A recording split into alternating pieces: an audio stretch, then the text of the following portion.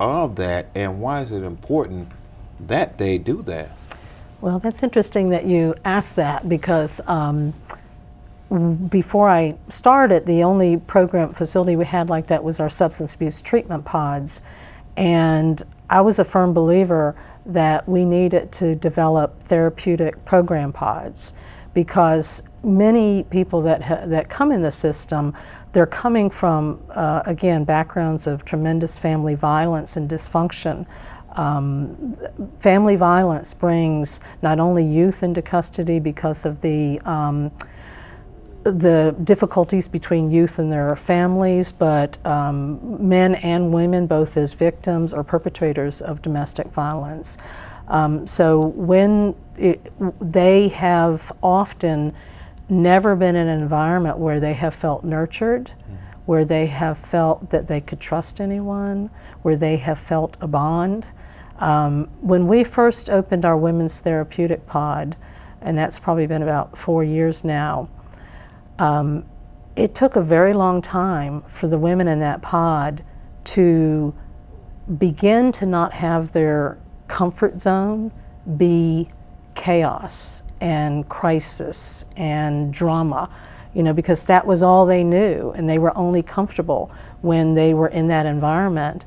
And I knew when the pod was functioning well was when we came back in on a Monday morning for our community group meeting with the 40-some women that are in the pod, and the ladies were telling us how peaceful the weekend had been and how serene they had felt through the weekend. And that can only happen when you have a therapeutic pod where they're all in there working together. They're supporting each other, they're caring for each other, they're encouraging each other, they're helping each other, and they're beginning to learn to trust. And when we talked about the risk factors, a lack of bonding is one reason why people do tend to come into the system. So when they learn that they can trust other people and they can begin to develop those pro-social attitudes, that is another way that they will leave the facility, and then they can go successfully to a place of employment.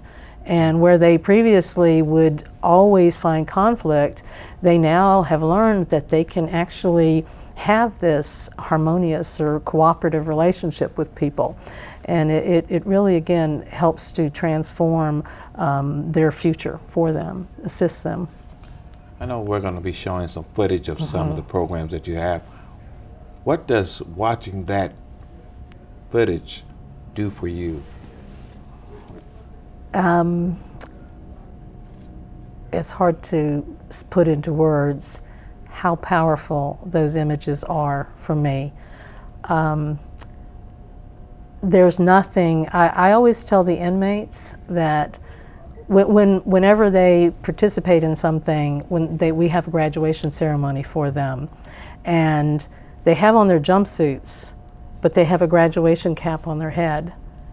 And I tell them that those are two iconic images. That jumpsuit is the iconic image for dead end, no future.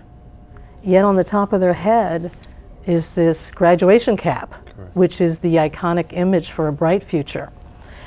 And for me, that's beautiful to see that someone in the most difficult of situations has taken that very difficult experience and faced that adversity and demonstrated the kind of resilience and strength and character that it takes to make that a positive situation for them. Well, we're running short on time. If someone wanted to get in contact with you, how would they go about doing that? They can contact me at 704-336-8210 is my number, and I would be happy to talk with anyone. Ladies and gentlemen, Ms. Karen Simon.